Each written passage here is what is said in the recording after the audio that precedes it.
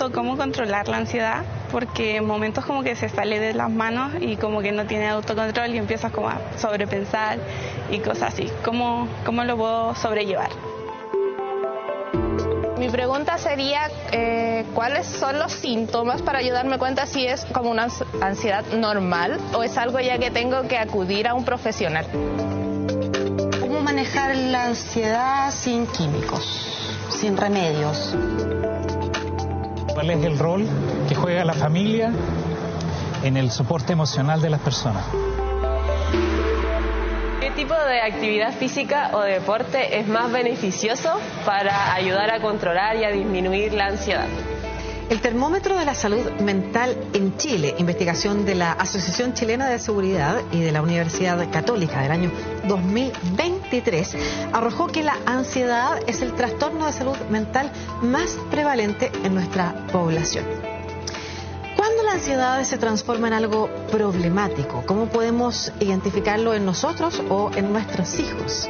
¿De qué manera podemos abordarla? ¿Y qué pasa si no lo hacemos? Lo conversamos en este capítulo de Hablemos de Chile. En este capítulo conversamos sobre ansiedad junto a Vane Martínez, directora del Núcleo Milenio para Mejorar la Salud Mental de Adolescentes y Jóvenes IMAI y académica de la Facultad de Medicina de la Universidad de Chile, y Jorge Gaete, doctor en Epidemiología Psiquiátrica y académico de la Facultad de Educación de la Universidad de los Andes. Esto es Hablemos de Chile. Sí, yo creo que bueno, ahí hay... vamos a partir. Partimos el programa. Muchas gracias, Vania, y muchas gracias, Jorge, por estar en este capítulo. Muchas gracias a ustedes, como siempre, por acompañarnos aquí a través de las pantallas del 13C o de Tele 13 Vigo, en este programa Hablemos de Chile que hacemos de la mano de Canal 13C con la Pontificia Universidad Católica de Chile. Hoy para hablar de la ansiedad, que es un tema que no solo en Chile, sino que parece que en el mundo está siendo altamente abordado. Para entenderlo bien, quiero preguntarles primero, ¿qué es la ansiedad?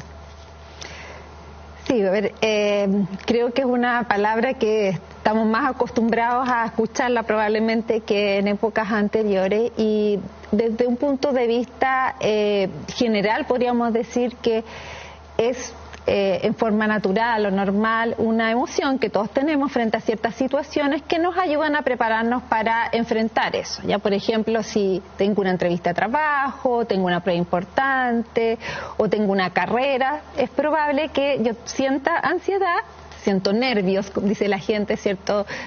Me siento con nerviosismo o los nervios de punta, y eso me va a ayudar a prepararme para eso. Y ahí lo vamos a distinguir después de cuando pasa a ser problemática, ¿cierto? Es la pregunta que voy a hacer ahora. De hecho, lo decía una de las jóvenes entrevistada en el video. ¿Cómo lo hago para que no me sobrepase esa emoción? ¿Cuándo la ansiedad pasa a ser problemática? Y porque es tema hoy en día, además, en distintos artículos en distintas partes del mundo. Sí, hay algunas condiciones que nos ayudan como a poder diferenciar. Por ejemplo, si aparecen estos síntomas de ansiedad en un momento en el cual no hay un estímulo amenazante, aparecen de la nada, por ejemplo. Uno podría decir que algo está sucediendo ahí, que nuestro sistema de respuesta está activado cuando no debiera estar, porque la ansiedad, como bien dice Vania, es una respuesta importante para prepararnos frente a una situación amenazante. Pero también los síntomas de ansiedad, por ejemplo, frente a una amenaza que se extiende más allá de la presencia de ese estímulo, también a nosotros nos llama la atención.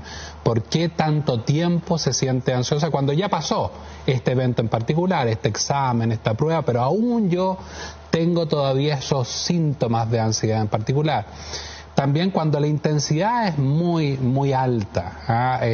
A veces la ansiedad de alguna forma nos afecta de tal forma que nos impide hacer algo, nos impide hacer aquello que estábamos haciendo, porque la intensidad es muy alta, y en ese sentido también es un criterio que nos ayuda. Alta intensidad, prolongada más allá del tiempo del estímulo, que aparezca sin un estímulo y que produce un efecto negativo o deleterio en nuestro funcionamiento en general. Perfecto. ¿Y esta ansiedad problemática ha subido sus niveles de prevalencia, por ejemplo, en la población? ¿Por eso se está hablando tanto de este tema, Vania? Por una parte tenemos que la gente está tomando más conciencia de que esto le está ocurriendo y está hablando más, ¿ya? Pero además hemos visto cómo también está aumentando la ansiedad problemática en ciertos grupos, especialmente de adolescentes y jóvenes.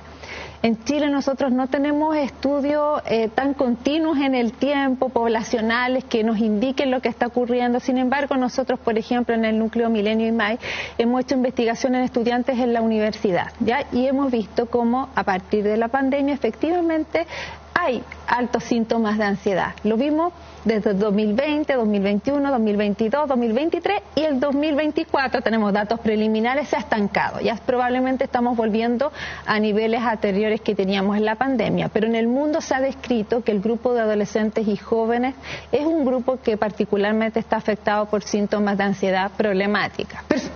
Una pregunta, ¿el grupo de adolescentes y jóvenes de esta generación o históricamente los adolescentes y jóvenes? De esta generación en particular. Ya, de hecho, hay un concepto que está dando vuelta a partir de un libro de un investigador, la generación ansiosa.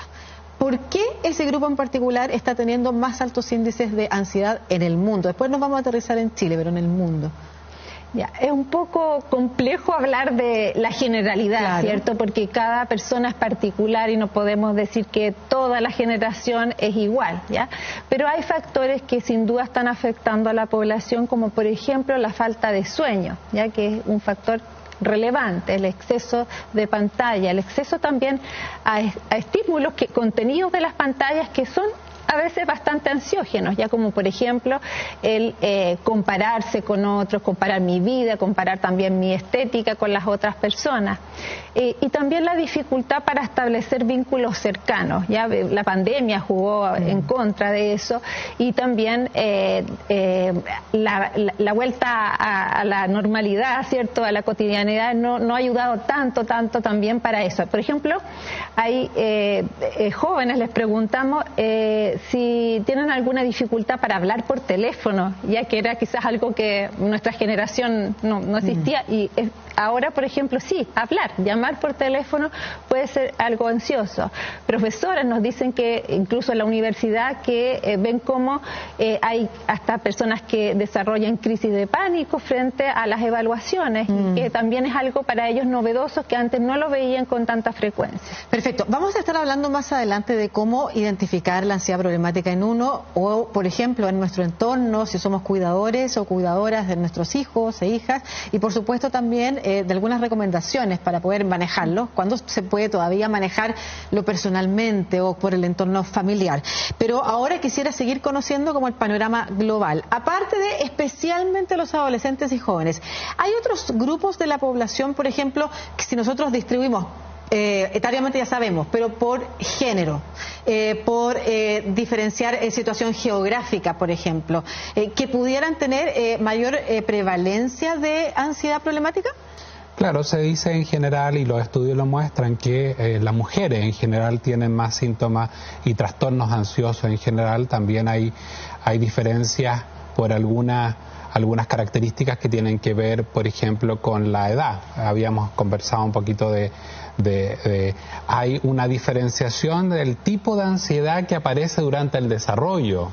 Por ejemplo, los más niños pueden tener ansiedades que tienen que ver con los más pequeñitos, temores relacionados con, por ejemplo, la separación de sus padres cuando van a entrar al colegio, y pueden aparecer trastornos particulares ahí, y que después en la adolescencia pueden aparecer las crisis de pánico o los trastornos de pánico, y que posteriormente ya en la vida adulta más temprana aparecen los trastornos de ansiedad generalizada.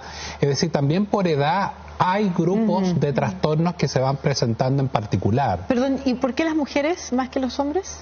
No sabemos muy bien todavía con claridad en el fondo, pero sabemos que durante la adolescencia se produce una diferenciación importante entre hombres y mujeres en temas de salud mental en particular. Algunas de las cosas que se han pensado que tienen que ver con, por ejemplo, algunos aspectos de cómo responde la mujer frente a situaciones de demanda social. En general, la mujer responde de una forma mucho más proactiva, más empática que el hombre en general, y en ese sentido muchas veces se sobreinvolucra o se involucra más allá de los hombres en general, frente a situaciones. Entonces busca más resolver temas, generalmente que tienen una connotación más emocional, y eso muchas veces se ha visto que puede tener una relación en por qué es más en mujeres que en hombres. También pareció al rol de cuidadoras que tenemos que luego ejercer en la vida, como que fuera educado a hacernos cargo de otros. Hemos hablado de grupos, de sexo, de género, perdón, de etario, pero una duda que tenemos es si, primero, la ansiedad es algo que puede ser un fenómeno solo individual o puede ser colectivo también. Por ejemplo, si hay sociedades más ansiosas que otras o países más que revelan más índices de ansiedad que otros, y aquí podría estar relacionado. Y por otro lado, desde ese mismo foco, si la ansiedad está relacionada con personalidades, ¿es un tema de personalidad ansiosa o es un tema de estresores y contextos? O, por ejemplo, está asociado a otros trastornos, como pudieran ser alguna de neurodivergencia, que hoy en día también es parte de las conversaciones que estamos teniendo. Sí, es muy interesante la investigación que se puede hacer colaborativa, ¿ya? Y tratar de utilizar, ojalá, instrumentos similares que, por supuesto, tienen que ser adaptados a las distintas culturas para ahí poder compararnos, porque si usamos las mismas preguntas a distintas poblaciones y vamos viendo su puntaje, y quizás nos podemos comparar. Y en ese sentido nosotros estamos participando de una investigación que es con varios países para estudiantes universitarios que lidera la Universidad de Harvard y es de la Organización Mundial de la Salud. Y vemos cómo Chile en particular hemos encontrado índices más altos de ansiedad, pero también de depresión en estudiantes universitarios comparados con los otros países, que en realidad los otros países son Estados Unidos, México, hay países de Europa, de África, es bien variado, digamos, algunos, o sea, México, que podría parecerse más a nosotros, nosotros igual tenemos síntomas más altos. Ahí, bueno, es bien particular lo que sucede también en nuestra población, tenemos que investigarlo también de forma más compleja. Nosotros somos psiquiatras con Jorge, pero en el centro de investigación hay gente que viene de la antropología, del área de la economía o sociología, que es importante también para poder entender esto. Por ejemplo, uno de los grupos que también, junto a lo que ya se había mencionado, tiene más síntomas ansiosos en nuestra población es personas de nivel socioeconómico más bajo, ¿ya? Entonces ahí también vemos que esto no es solo biológico, no es solo mente económico, hay muchos factores que pueden estar influyendo.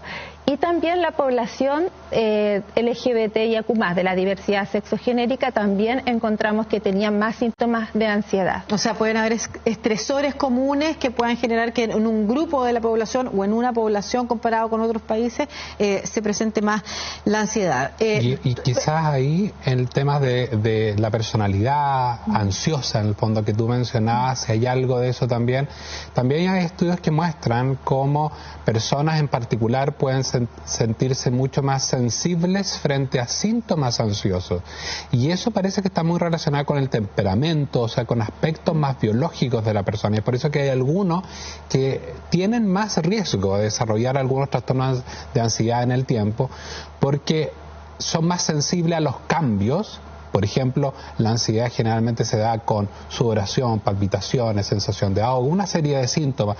Y hay algunas personas que son especialmente sensibles a esos síntomas. Nosotros le llamamos así, sensibilidad ansiosa en particular, y que tienen mucho más riesgo. O sea, hay factores ambientales, pero también hay factores biológicos que pueden estar influyendo. Perfecto. Vamos a conversar en el próximo bloque cómo identificar una ansiedad problemática en uno o en nuestro entorno, en nuestros hijos e hijas, y han dicho algunas palabras que me gustaría que también que las conversáramos. Hablan de trastorno, porque es un trastorno y no una enfermedad, y cuáles son los riesgos de no hacerse cargo de lo que estamos sintiendo. Todo eso en el próximo bloque. Hablemos de Chile.